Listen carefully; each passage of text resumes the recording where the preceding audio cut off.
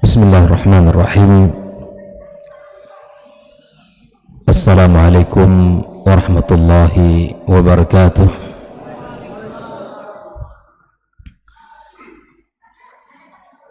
Innal hamdalillah nahmaduhu wa nasta'inuhu wa nastaghfiruhu wa nastahdihi wa na'udzu billahi min shururi anfusina wa sayyiati a'malina. من يهد الله فلا مضل له ومن يضلله فلا هادي له أشهد أن لا إله إلا الله وحده لا شريك له وأشهد أن محمدا عبده ورسوله الذي لا نبي بعده. قال تعالى يا أيها الذين آمنوا اتقوا الله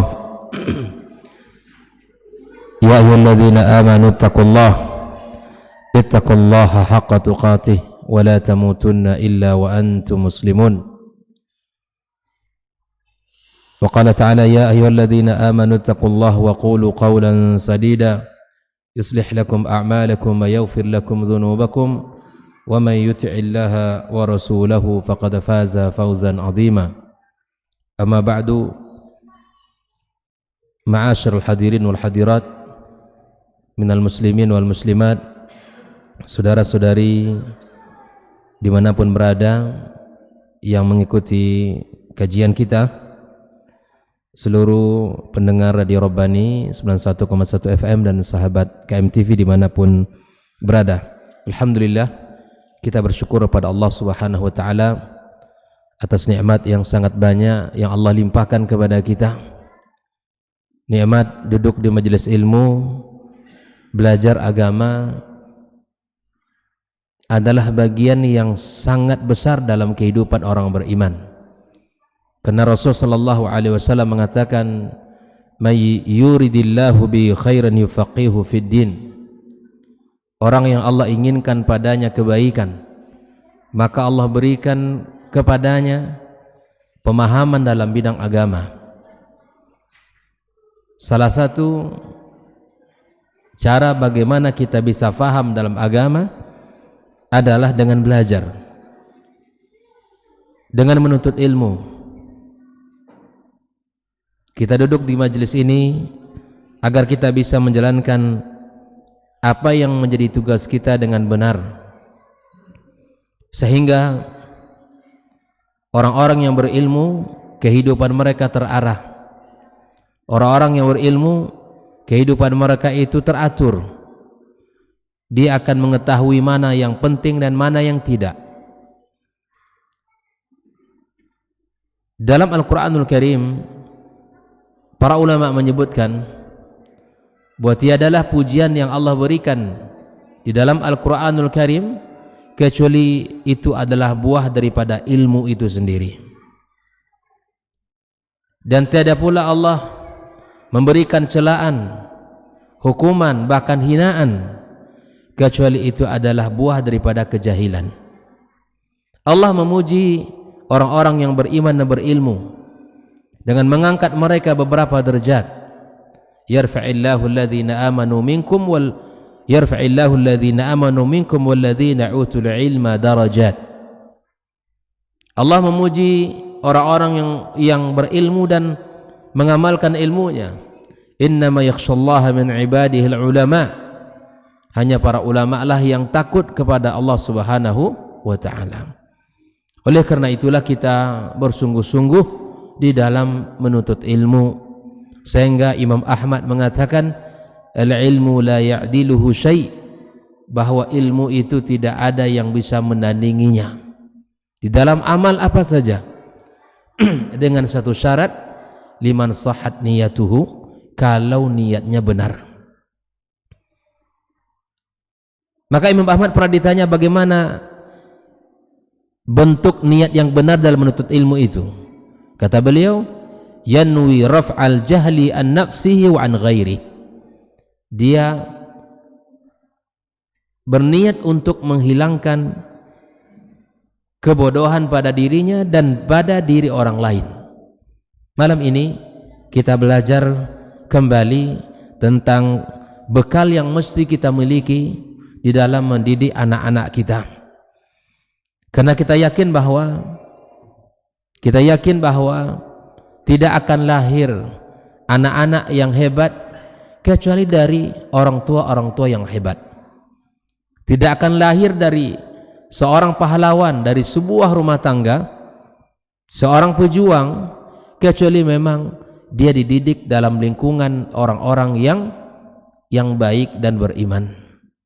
Sehingga kita tahu tentang visi kita menjadi pasangan-pasangan yang menyejukkan mata, dan generasi-generasi yang kita inginkan adalah generasi yang menyejukkan pandangan orang tuanya, serta menjadi generasi-generasi yang beriman dan bertakwa, menjadi pemimpin bagi orang-orang yang bertakwa pada masanya. Nah, tentu hal ini kaum muslimin tidak mungkin kita akan peroleh itu kalau kita hanya hadir dalam rumah tangga sebagai ayah yang cukup memberikan nafkah, memberikan sandang, pangan, lalu kita berlepas diri dalam pendidikan. Begitu juga dengan orang tua, seorang ibu tidak cukup hanya memberikan sedikit sapaan tanpa ada arahan, tanpa ada bimbingan yang benar. Apatah lagi kita sebagai orang tua, di antara faktor yang paling menentukan dalam pendidikan kita adalah masalah rezeki yang kita berikan pada anak kita. Ini bukan perkara yang ringan, ini bukan perkara yang sepele, karena Nabi sallallahu alaihi wasallam mengatakan, lahmun nabata an suhtin fannaru aula bihi, bahwa anak-anak yang kita besarkan, yang kita berikan, yang kita suapkan dari sumber rezeki yang tidak halal, Nabi mengatakan bukan akan menjadi generasi yang beriman dan bertakwa, tapi dia akan utama didekati oleh neraka Allah wal'iyadzubillah. Kita bertanggung jawab di hadapan Allah nantinya. Kita bertanggung jawab apa yang telah kita berikan kepada mereka. Dan ini hal bukan yang sepele, bukan ringan dalam memberikan rezeki. Kalau itu adalah dari sumber yang tidak halal, maka betapapun kita mendidiknya, betapapun kita mencarikan guru, maka ini akan sulit bagi kita, akan sulit bagi orang tua untuk mendidik dan membimbingnya. Maka barangkali inilah menjadi rahasia kenapa Imam Al-Bukhari menjadi ulama besar dalam hidupnya. Karya-karyanya sangat luar biasa. Para ulama sepakat bahwa kitab yang paling sahih setelah Al-Quranul Karim, kalamullah, yang dikumpulkan dalamnya hadis-hadis Rasulullah adalah Sahih Bukhari. Tahukah kita rahasianya kaum muslimin?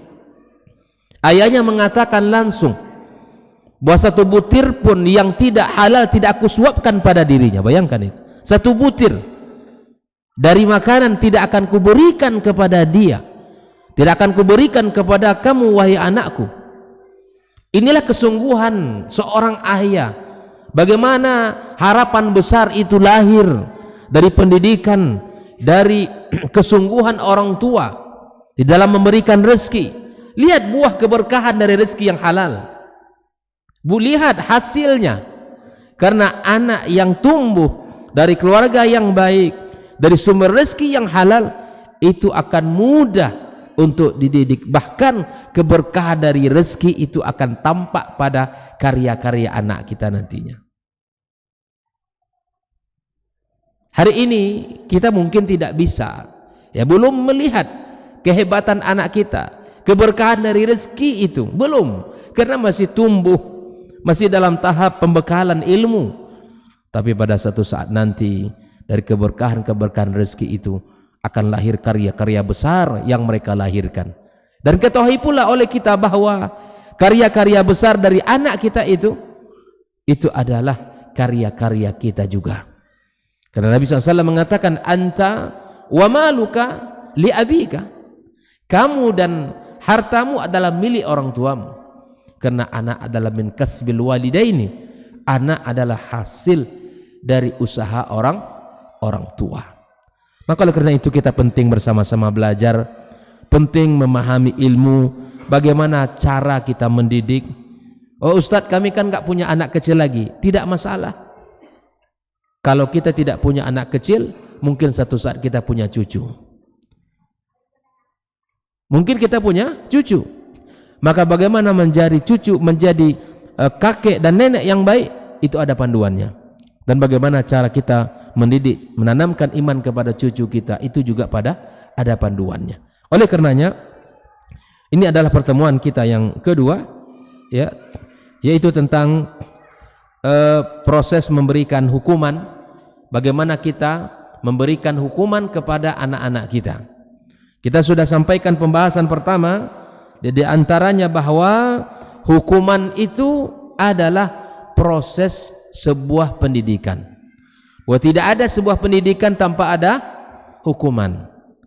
Itu sudah min lawazim, sudah menjadi sebuah keharusan. Dalam proses pendidikan mesti ada hukuman. Dan hari inilah yang menjadi salah satu bentuk halangan, bahkan mungkin menjadi cobaan bagi para pendidik hari ini, karena sulit sekali untuk memberikan hukuman kepada anak muridnya. Baik, yang kedua kita sudah bahas. Poin yang kedua adalah tentang efektif di dalam memperbaiki kesalahan anak. Anak itu melakukan kesalahan dikarenakan salah satu dari 3 faktor. Yang pertama, anak tidak memahami apa yang benar. Ini faktor pertama. Jadi tugas kita memberitahu dulu. Kalau anak melakukan sebuah kesalahan, maka jangan langsung dihukum. Bisa jadi dia belum tahu bahwa itu yang benarnya. Maka tugas kita sebagai orang tua, sebagai ayah, sebagai bunda adalah memberitahu dulu. Begini yang kamu lakukan, ini yang benarnya. Ini faktor pertama, bahwa anak belum mengetahui ilmu yang benar tentang apa yang kita minta. Yang kedua, anak melakukan kesalahan disebabkan karena dia tidak mampu atau belum cakap melakukan tugasnya. Dia sudah tahu tapi belum cakap, belum mahir, belum terbiasa. Kesalahan pada bagian kedua ini tentu tidak langsung kita berikan hukuman begitu saja. Nah, yang ketiga adalah kesalahan yang dilakukan memang karena ia ingin melakukan, melanggar perintah dari orang tuanya atau gurunya. Ini 3 yang menjadi sebab utama anak itu melakukan kesalahan. Kalau yang pertama, maka kita harus meluruskan. Jadi kalau ada anak kita salah, kita tanya, kamu sudah tahu belum yang betulnya seperti apa? Maka tugas kita sebagai orang tua memberitahu. Contoh, misalnya dalam berwudu, dibolak-baliknya, dicucinya kaki dulu, mungkin baru terakhir muka misalnya. Nah, sini nak. Kamu sudah tahu belum tata cara wudu yang benar? Belum Abi, misalnya. Sini nak, Abi ajarkan kamu wudu yang benar. Nah, kita langsung praktekkan sebagaimana Rasulullah SAW mempraktekkan wudu itu. Sehingga dalam sebuah hadis Utsman ibnu Affan radhiyallahu taala anhu mengatakan, beginilah cara wudunya Rasulullah. Jadi mengajarkan itu bukan hanya sekedar langsung menyampaikan teori, tapi pelajaran yang paling afdal mempraktekkan langsung bagaimana tata cara yang benar. Jelas ya? Nah, ini pada bab pertama ini. Apakah kita sudah merasa mengajarkan atau belum? Berarti kalau belum, tugas kita mengajarkan. Subhanallah, anak saya kok belum tahu ya cara wudhu. Kita langsung ajarkan. Misalnya, atau apalagi salat. Sudah usia tamyiz atau masuk usia balik, kok salatnya belum benar ini gitu. Maka sekali waktu boleh kita suruh anak kita baca salat kamu 2 rakaat, anak Abi mau tengok. Mulai dari takbir sampai salam. Perhatikan, apakah sudah benar bacaan salat anak kita atau belum? Ini bukan perkara sepele ini kaum muslimin. Ini bukan perkara ringan. Karena ini tanggung jawab siapa? Orang tua. Bukan tanggung jawab guru di MDA, bukan tanggung jawab guru agama di sekolah. Tanggung jawab ayah dan bundanya yang akan dimintai di depan Allah. Amanah ini, kemana kamu selama ini? Masya Allah, ini besar sekali tanggung jawab kita. Maka sekali waktu boleh anak kecil ini, nak, abi ingin dengar kamu baca bacaan solat. Kamu seakan-akan solat. Dimulai dari wudhu. Ya, coba kamu wudhu dulu. Abi mau lihat. Oh, ternyata masih salah wudhunya. Sini, abi ajarkan wudhu. Jangan. Kemudian solat. Karena dia sudah sekolah kan, dia sudah belajar. Kita suruh dia solat. Ternyata masih kurang, masih belum, masih banyak kesalahan. Kita betulkan. Kalau dia sudah tahu ilmu yang benar, maka kita ingatkan, jangan salah kamu, nak. Kamu lakukan sholat seperti ini dan kamu lakukan wudhu seperti ini. Nah, ini. Atau misalnya pada bagian kedua tadi, dia sudah tahu tapi belum mahir, belum cakep, maka kita latih dia. Kita latih anak kita agar dia betul-betul bisa melakukan membaca Al-Quran dengan benar, berwudhu dengan benar, kemudian salat dengan benar, dan seterusnya. Silakan pada ibadah-ibadah yang lain untuk kita evaluasi bersama. Yang ketiga apa tadi?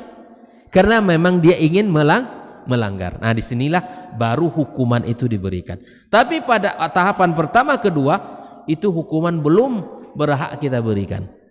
Karena itu bisa jadi kesalahannya dari kita. Nah, mari kita lihat apa yang dilakukan oleh Rasulullah Sallallahu Alaihi Wasallam ketika anak-anak di zaman sahabat atau di zaman Rasul Sallallahu Alaihi Wasallam, ya, ketika mendapatkan anak ini melakukan kesalahan. Ya. Contoh seperti yang dilakukan Rasul Sallallahu Alaihi Wasallam terhadap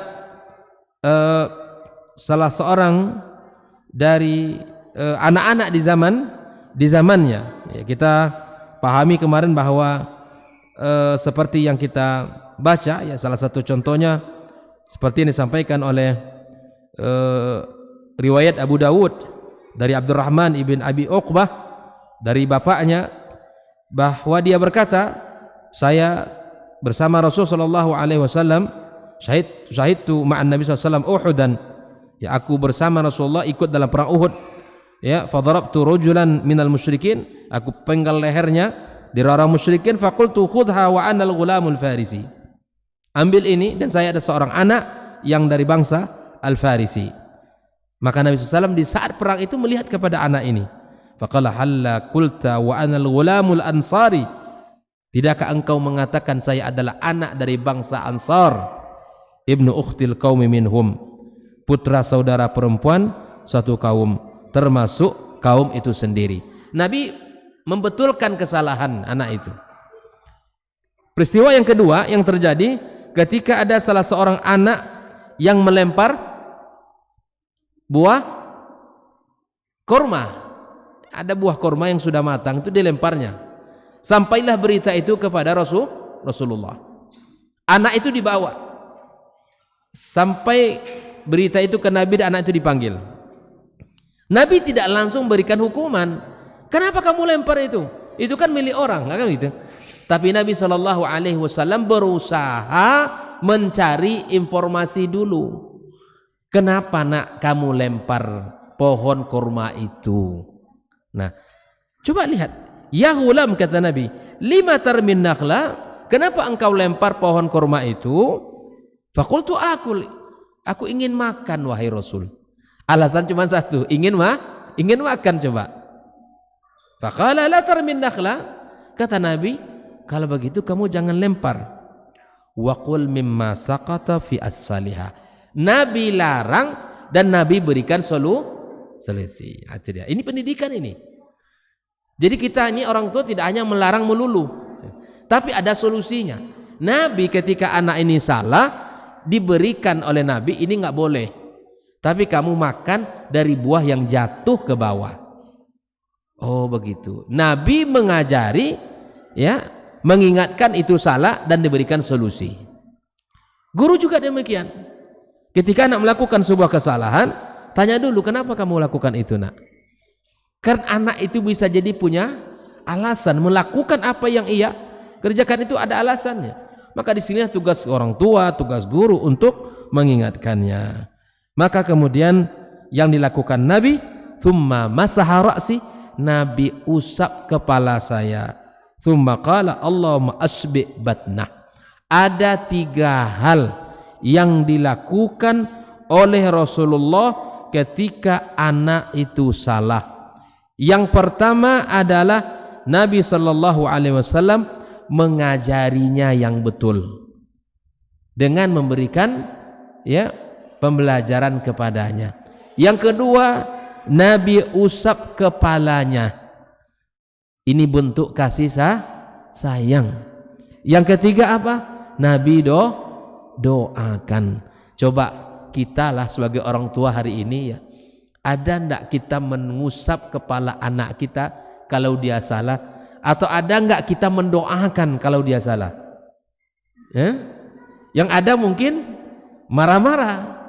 Tapi Nabi SAW, ya, manusia yang paling mulia, mengajari kita, kalau anak itu salah, betulkan apa yang ia kerjakan, kemudian usap kepalanya, dan ketiga lakukan ini nanti. Lakukan ini nanti. Subhanallah. Nabi itu sering kita dapatkan riwayat-riwayat itu dia mengusap kepala anak. Paling suka Nabi itu mengusap kepala anak. Bahkan mencium kepala anak. Bentuk kasih sayang. Sehingga Aqra' ibn Habis itu kan seorang sahabat punya anak 10 orang kan. Ya Rasulullah, aku punya anak 10 orang, tidak pernah aku cium. Ini bentuknya, ini kayaknya sahabat yang satu ini agak sedikit kasar kepada anak nih. Sedikit apa namanya? Agak sedikit keras kepada anak. Kurang ditunjukkan kasih sayang. Kan? Kemudian apa kata Rasulullah? Man la yarham la yurham. Yang tidak pandai berkasih sayang tidak akan disayangi oleh Allah. Artinya bahwa sayangi anak kamu, Allah akan menyayangi kamu. Bentuk kasih sayang tadi. Oleh karenanya ikhwani, maka inilah 3 hal yang dilakukan oleh Rasulullah SAW. Jika kita ambil dari hadis yang tadi, Nabi SAW membetulkan kesalahannya, Nabi usap kepalanya, dan Nabi SAW doakan dia. Nah, ini Nabi. Kalau salah, anak kita turunkan sebagai kita orang tua, lakukan nanti 3 hal ini kalau anak melakukan kesalahan. Baik.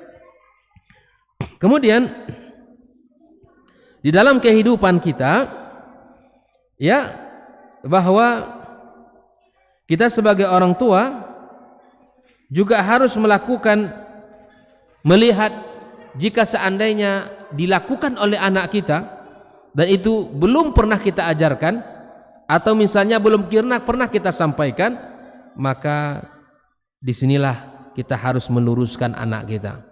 Makanya Bapak Ibu semua, kaum muslim dan muslimat, kita ini memang sibuk bekerja, ya, mencari nafkah, dan itu memang tugas mulia kita, bahwa Allah jadikan sebagai jihad fisabilillah. Bapak-bapak yang bekerja mencari nafkah ini, ya, bekerja pagi pulang sore, berbagai macam pekerjaan yang dilakukan, ya, maka di bulan atau di saat dia mendapatkan rezeki diberi anak, itu setara dengan jihad. Bahkan subhanallah, Nabi mengatakan bahwa satu suapan nasi yang kita berikan kepada istri dan anak kita itu dinilai sedekah. Dan ini juga pelajaran mahal ini. Artinya apa? Kita memberi ke anak itu bukan sia-sia. Karena banyak orang tua, Pak, sama bini sama anaknya pelit. Sama istri dan anaknya punya perhitungan ketat. Ketat sekali. Padahal dia lupa, ya. Nabi telah mengatakan dalam banyak hadisnya, sebaik-baik sedekah itu adalah kepada keluarganya. Keluarga yang paling terdekat dengan dia siapa? Istri dan anaknya. Kalau kita artinya dalam membagi kebutuhan itu sah-sah saja. Tapi ada orang, Pak, Masya Allah, pelit kepada istrinya. Susah. Istri meminta, itu susah. Anak minta belanja, susah. Bukan karena tidak punya, punya. Berlain hal kondisi tidak punya gitu ya. Saya temukan di lapangan banyak sekali bahwa ternyata dalam bab ini masih banyak yang harus kita perbaiki. Masih banyak yang harus kita perbaiki. Kalau mengajari kesederhanaan itu adalah sesuatu yang diajarkan dalam syariat. Tetapi kemudian ada orang-orang yang pelit kepada istri dan anak. Ini sangat tidak terpuji di dalam agama kita. Makanya subhanallah di dalam Islam kita ini dianjurkan memberikan, bahwa sedekah itu sangat bernilai, dan termasuk sedekah yang kita keluarkan itu, nafkah yang kita keluarkan itu kepada anak dan istri kita itu dinilai pahala. Jangan dikira yang dicatat itu hanya kepada anak yatim, kepada fakir miskin, apalagi kepada ya orang-orang yang sulit, musibah. Enggak. Anak dan istri yang kita berikan dari hasil kerja uang kita, gaji kita, itu dinilai sedekah yang akan dicatat sebagai pahala di sisi Allah Subhanahu wa taala. Nah, kemudian kita lihat wa inna Rasulullah sallallahu alaihi wasallam indama yata'arrad limithli hadhihi al-mashahid la yalbath ay yafham at-tifl bi tariqati al-amaliyah fayushammir an yadayhi wa yuri at-tifl kayfa yuhsinu al-amal. Kita lihat, kita sebagai orang tua, kalau anak ini ada kesalahan-kesalahan di dalam mengerjakan pekerjaan-pekerjaan yang kita tugaskan, dia belum cakap, belum mahir, maka lihatlah Rasulullah sallallahu alaihi wasallam, dia langsung turun tangan memperbaiki kesalahan. Kisahnya begini, ketika Rasul sallallahu alaihi wasallam melewati seorang anak yang sedang menguliti kambing, ya, dikuliti kambing itu, maka Nabi melihat ini anak ini belum pintar, belum benar dalam menguliti kambing ini. Maka dia mengatakan, ya, faqala lahu Rasulullah SAW, tanahha hatta uriyak. Minggir sebentar nak, minggir. Saya tunjukkan kepada kamu cara menguliti kambing yang betul. Fa'adkhala yadahu bainal jildi wal laham. Nabi masukkan tangannya antara kulit dengan daging. Nah, ini cara yang betul di dalam menguliti kambing. Ini sebentar lagi kita mengerjakan ini nih, sapi, kambing lah ya, kambing. Ya. Nabi SAW masukkan tangannya, kata beliau, fadakhasa bihi hatta dakhalt ilal ibti, sampai tangan Rasulullah SAW masuk panjang dan kulit itu sampai ke arah ketiak Nabi. Diajarkan oleh Nabi cara mengulitinya. Kan begitu bang ya, cara menguliti kambing. Saya masih ingat lah orang-orang tua zaman-zaman dulu pakai daun sirih bagaimana dulu ya. Nggak tahu sekarang ada cara yang baru enggak ya. Cara tradisional pakai daun sirih dulu, antara kulit dengan daging itu kan bisa dimasukkan masuk ke dalam, dan itu cara Nabi menguliti kambing itu, diajarkan kepada pemuda ini. Thumma madha, kemudian Nabi pergi, fa shalla bin nas, Nabi salat, walam yatawadda. Nabi tidak wudhu, artinya Nabi sebelumnya sudah berwudhu. Bayangkan itu, Nabi sebegitu perhatiannya. Kalau kita terkadang kan barangkali menganggap apalah gitu kan, tak penting. Tidak, Nabi tidak menganggap itu hal yang ringan, tapi Nabi mengajarkan, dan ini pelajaran mahal bagi kita, bahwa setiap kesempatan kita bisa mengajarkan ilmu, ajarkan ilmu itu. Kalau kita punya kesempatan untuk memberikan ilmu, berikan ilmu kepada anak kita atau kepada anak orang lain, kepada siapapun yang kita anggap ya bahwa mereka harus mendapatkan pelajaran, kita ajarkan. Inilah semangat yang diajarkan Rasulullah sallallahu alaihi wasallam. Wasara sahabatu ridwanullah alaihim ba'da dzalik, para sahabat pun mengikuti cara Nabi. Yu'allimunal kibara was-sighar war-rijala wan-nisa bitadribil amalil waqi'i wal musyahadah al-hassiyah. Dan mereka mengajarkan orang tua, anak-anak, laki-laki dan perempuan dengan cara mempraktekkan langsung. Kalau dalam pendidikan itu ada dua, ada teori yang disampaikan, ada aplikasi. Ya, ini yang biasanya yang lama diingat itu bagaimana aplikasinya itu, bagaimana prakteknya itu. Nah, Nabi tidak hanya mengajari dengan teori, tapi mengajarkan dengan aplikasi, mencontohkan langsung bagaimana caranya. Kita lihat seperti yang dikatakan oleh Imam Ahmad, diriwayatkan oleh beliau dari Ibn Abi Syaibah an Abi Malik Al-Asy'ari radhiyallahu taala anhu qala, dia berkata, ya ma'syaral asy'ariyin, ini dipanggil kaumnya beliau, istami'u, kumpullah kalian, wajma'u nisa'akum wa abna'akum hatta uriyakum salata Rasulillah. Bayangkan itu, kumpulkan anak-anak kalian, kumpulkan istri-istri kalian, kumpul semuanya, aku ingin ajarkan, aku ingin tunjukkan bagaimana solat Nabi. Wah, ini coba nanti Bapak Ibu semua di rumah kita nih praktekkan seperti ini. Anak kita berapa orang di rumah, kumpulkan istri kita, kumpulkan anak kita, ini Abi ingin ajarkan nak cara solat Nabi. Itu asik itu. Sini Abi ajarkan kalian tata cara solat Nabi. Praktekkan. Dan ini dilakukan oleh para sahabat. Tidak hanya mengajari dengan lisan, tapi dipraktekkan secara amalia langsung. Nah, di sini kumpulkan anak-anak kalian, ya, kumpulkan wanita-wanita kalian. Aku akan perlihatkan bagaimana Nabi cara melaksanakan salat.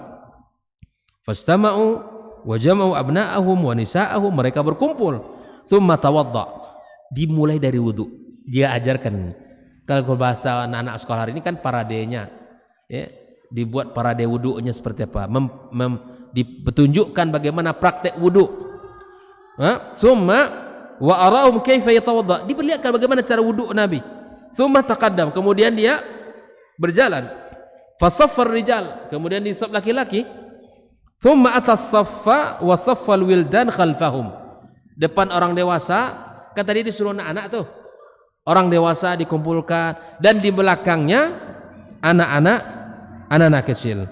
Wa saffan nisa khalfas sibyan, dan di belakang anak-anak kecil itu adalah para wanita. Ada sedikit ingin saya sampaikan terkait anak kecil. Apakah anak kecil ini memutus saf salat kita?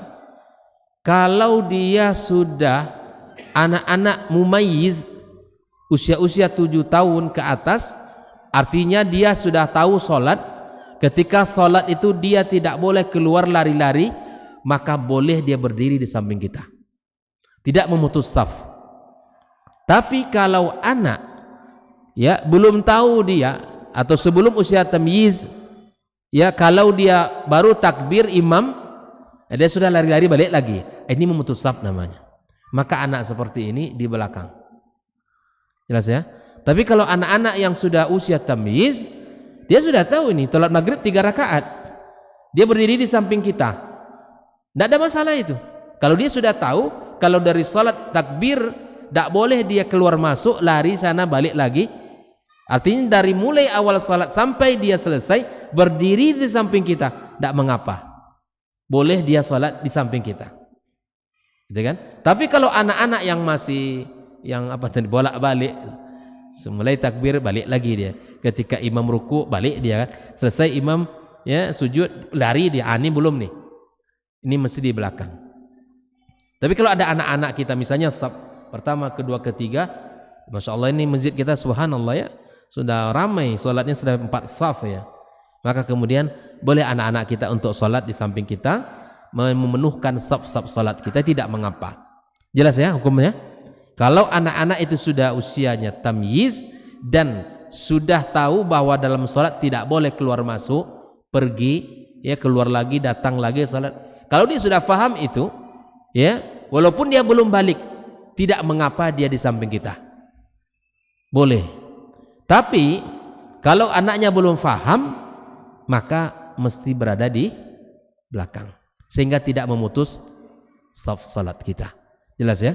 Nah ini, dan memang anak-anak kecil hukum asalnya safnya di belakang orang dewasa. Baik, kaum muslimin rahimakumullah, beginilah cara para sahabat, ya, bagaimana mempraktekkan ilmu, mencontohkan bagaimana cara salat dan wudhu yang benar.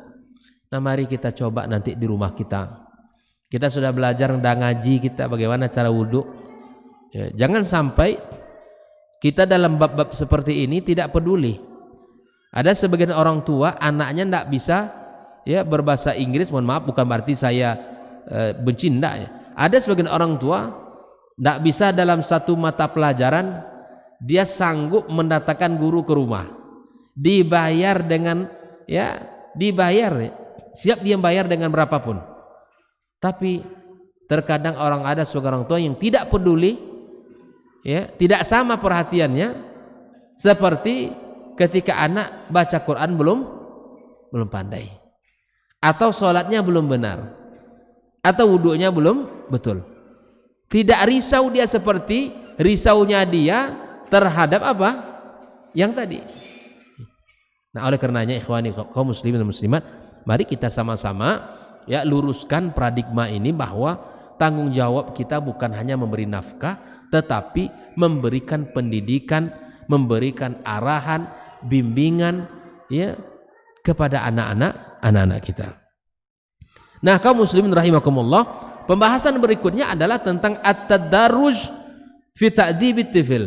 Kita memberikan dalam rangka memberikan hukuman itu mesti ada tahapan. Ya, mesti ada tahapan. Jadi hukuman dalam Islam itu tidak boleh langsung. Apalagi usia-usia yang masih kecil itu ya. Nah, bagaimana Islam memandunya? Yang pertama, di antara tahapan yang pertama adalah ru'yatul atfal lis-saut wal khaufu min. Tunjukkan kepada anak kita itu apa? Cambuk. Kalau dengar bahasa cambuk ini agak ngeri sedikit bang. Dalam bahasa agama, ini bahasa Nabi loh Pak. Nabi mengatakan, "Alikus sauta haitsu yarahu ahlul bait." Tampakkan cambuk kalian itu di rumah, gantungkan kata Nabi. Di mana anak itu melihat itu cambuk. Cambuk itu lambang untuk perbaikan adab. Ini sunnah Nabi yang kita tinggalkan. Mohon maaf. Ini sunnah Nabi, Pak. Salah satu sunnah Nabi dalam pendidikan apa? Gantungkan cambuk kalian di rumah kalian. Gantungkan cambuk itu di tempat yang dilihat oleh anak kalian. Ini perintah Nabi ini.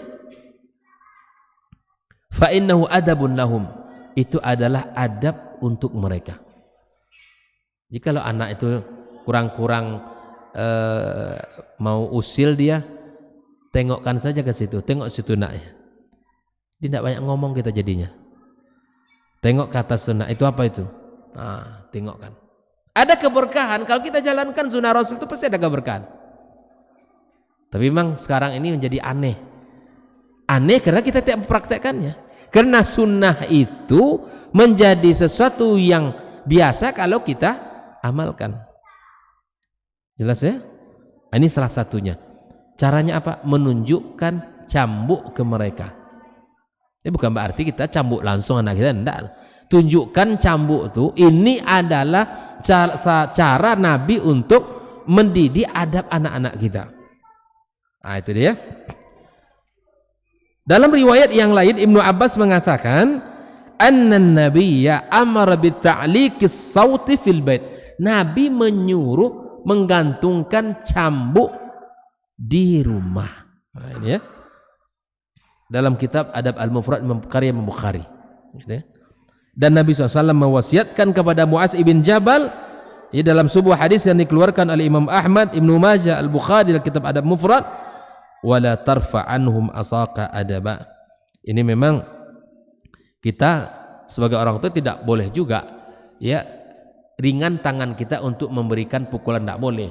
Cambuk itu digantung hanya untuk memberikan ya rasa takut kepada anak sehingga dia tidak melakukan kesalahan. Yang kedua, itu tahapan pertama tadi ya. Tahapan kedua adalah syaddul uzun, menarik telinga. Itu ada dalam sejarahnya. Syaddul uzun, ya, seperti yang dilakukan oleh ya ada sebuah kisah di mana ibunya meminta untuk mengantarkan anggur ke rumah Nabi, gitu kan? Ada ini ibu nih, seorang ibu menyuruh anaknya untuk menyampaikan anggur yang ia punya dikasih ke Rasulullah. Diceritakan oleh anak ini, fa akaltu minhu, aku makan anggur yang disuruh untuk diantarkan ke Rasulullah sebelum aku sampai ke rumahnya. Ini berarti anak ini kurang Ya, berarti tidak atau belum amanah ini. Falamma ji'tu, setelah aku pulang, artinya balik ke rumah, akhadha bi udhunai wa qala ya Ghudar. Langsung dipegang telinga anak itu. Kamu tadi tidak mengasih anggur ke Rasulullah. Kamu makan anggur sebelum sampai ke rumahnya. Jadi dikasih hukuman apa? Syaddul uzun. Telinga itu tapi ingat pula. Jangan pasal panjang sebelah pula telinga anak itu kan. Karena sering-sering dijewer. Dipegang telinganya. Ini tahapan kedua. Belum bicara pukulan. Tidak ada pukulan dalam Islam. Belum. Nanti. Ada usia dan tahapannya. Kita ini subhanallah. Orang tua yang kurang sabar. Termasuk saya mungkin. Ya. Kita ini subhanallah. Orang tua yang kurang sabar. Terhadap kesalahan anak kita. Terkadang ya, tumpah saja air di rumah kita oleh anak, itu kiamat kecil. Kiamat kecil. Padahal tumpah air itu sebetulnya kan, ya tinggal kita lap, selesai urusan. Anak-anak lah namanya kan. Tapi kecuali kan kalau kita tumpah air tidak sengaja, siapa yang marahi kita kan tidak? Anak marah kita kan nggak marah juga anak ke kita. Tapi begitulah terkadang kita ini kurang sabar. Anak tumpah air, ya mungkin karena tergelincir kakinya, mungkin memang tidak sengaja, kecuali dia lempar-lempar pakai gayung di kap. Tentu kita betulkan kesalahan dia. Makan dia pakai piring, tiba-tiba mungkin tertendang sama dia, tumpah semua nasi kita. Kiamat kecil lagi di rumah kita. Ceramah panjang, habis telinga anak tuh. Ya, masya Allah, dia omelin terus. Subhanallah, sudah. Ambil nasi, masukkan, selesai.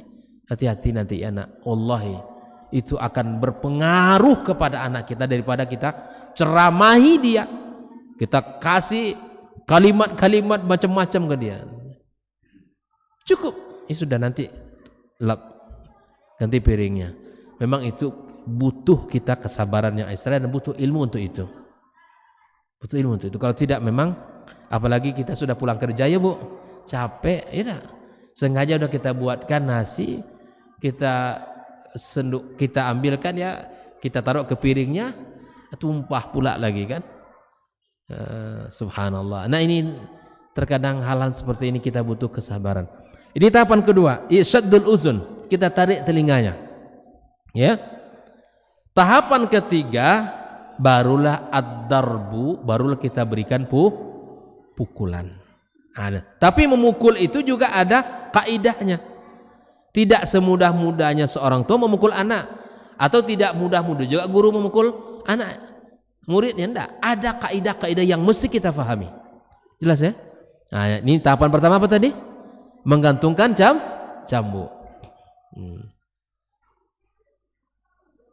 Yang kedua apa? Memegang telinga anak, kita jewer. Yang ketiga barulah ad-darbu, barulah kita berikan pukulan, dan punya kaidah-kaidah. Yang pertama kaidahnya apa? Ibtida'ud darbi min sinnil ashirah. Pukulan itu baru kita berikan kalau anak sudah usia 10 tahun. Subhanallah. Udah banyak kali mungkin tangan kita ini ya berdosa ya, memukul anak-anak kita yang tidak seharusnya kita pukul, sudah kita pukul. Siapa yang mengatakan memukul anak di usia 10 tahun? Rasulullah sallallahu alaihi wasallam. Ya. Di sini Nabi mengatakan dalam sebuah hadis yang isnadnya sahih hasan, muru auladakum bis salati wa hum abna sab'ah atau 7 sinin. Perintahkan anak kalian salat ketika mereka di usia 7 tahun, perintah. Wadribuhum 'alaiha wa hum abna 10 wa 10 sinin. Berikan pukulan kepada anak kita di usia 10 tahun. Usia 10 di sini baru kata Nabi SAW, wadribuhum, baru pukulan. Ya. Fa inna ibtida'a ad-darb yakunu fi sinil 10.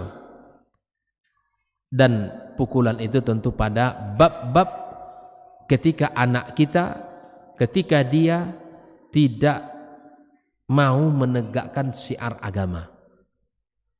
Kalau kesalahan, udah kan. Kesalahan-kesalahan yang biasa terjadi itu, mohon maaf sekali lagi. Mari saya mengajak diri saya dan kita semua para ayah dan ibu-ibu juga dan seluruh kaum muslimin yang mendengarkan kajian kita, tolong kita tahan tangan kita. Jangan mudah untuk kita ya memukul anak kita. Dan saya ada ketemu beberapa ya anak yang masya Allah, anak-anak yang seharusnya tidak boleh mendapat pukulan. Kalau anak dididik dengan lemah lembut, insya Allah anak itu akan tumbuh seperti itu.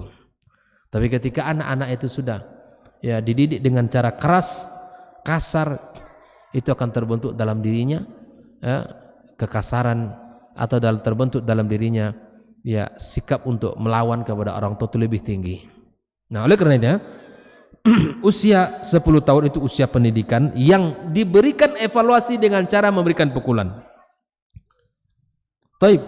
Wa amma qabla al-ashir, adapun sebelum usia 10 tahun, fatatabba al-marahil as-sabiqa bi kulli diqqah wa anatin wa sabrin wa hilmin ala tifl. Maka ikuti cara yang dua sebelum itu. Jelas ya? Sebelum usia 10 tahun apa yang kita lakukan tadi? Ya dengan cara mengantungkan cambuk dan suruh nengok cambuk tuh. Cambuk tuh gunanya apa? Kalau kamu salah, turun nanti dia. Atau yang kedua, paling tinggi itu hanya telinga, tidak pukulan. Dan diikutkan dengan kesabaran, ya, wal hilm, kasih sayang kepada anak. Wa fi hadza lafta nabawiyyah ra'i'a fi taqir sinni dharab. Dan subhanallah, usia pukulan itu baru diberikan pada usia 10 tahun. Ini Nabi yang menentukan. Di kalau usia sebelum 10 tahun, ya paling tinggi itu telinga. Itu paling tinggi itu. Tidak boleh pukulan. Karena Nabi yang melakukan itu, memerintahkan kita untuk memukul di usia 10 tahun ke atas. Itu pun pada syariat-syariat agama yang jika tidak dilakukan. Adapun kesalahan-kesalahan yang sifatnya biasa, ya, itu bukan babnya untuk kita berikan pukulan. Wallahu ta'ala alam shawab. Dan inilah bisa kita sampaikan pada malam ini, insyaallah akan kita lanjutkan nanti kaidah-kaidah berikutnya pada pertemuan-pertemuan yang akan datang insyaallah taala. Dan sekali lagi saya minta maaf jika ada kata-kata yang kurang berkenan, jika benar dari Allah Subhanahu wa taala, dan jika salah dari diri kami dan syaitan, dan kita minta ampun kepada Allah Subhanahu wa taala. Semoga Allah berikan kepada kita ilmu bermanfaat, ya, hati orang tua yang sabar dan lapang di dalam menghadapi anak-anaknya keseharian. Kemudian kita diberikan anak-anak yang saleh dan salihah, dan diberikan anak-anak yang menyejukkan mata dan hati kita. Wassallallahu ala nabiyyina Muhammadin wasallam. Subhanakallahumma bihamdik asyhadu an la ilaha illa anta astaghfiruka wa atubu ilaik. Wassalamualaikum warahmatullahi wabarakatuh.